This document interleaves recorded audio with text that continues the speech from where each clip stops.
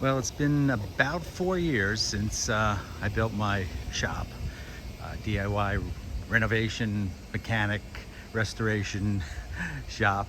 And so I thought I'd do a couple of quick videos about what I did, how I did it, and maybe a little bit of the internals of the shop.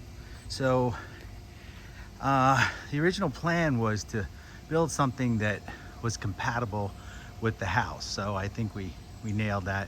My other goal was not to build a big steel monstrosity that is focused on car storage like Hoovies, or that was a tornado magnet, I should say.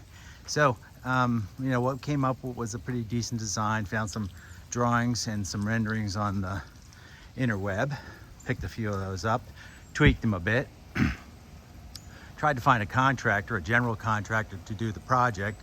That didn't work out. They seemed to like a 50-60% premium for the build.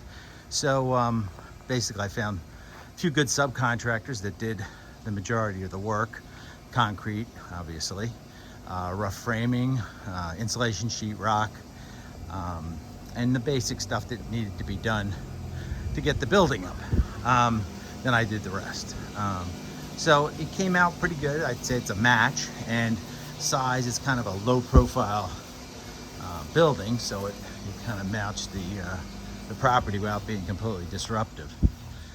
The steel doors, which were actually a sub-project in and of itself, because we were looking for these glass steel doors. My wife was less interested in the garage and she was in a pavilion, so this kind of met that requirement.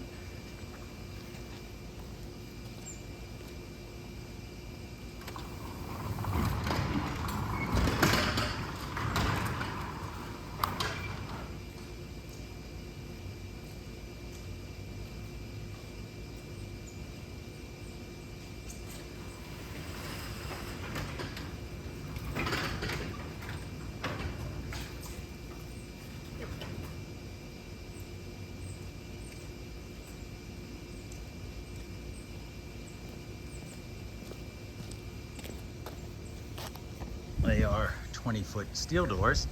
And as you can see, as I open them, they open up both ends, primarily because of my wife's requirement of a pavilion kind of design for the building.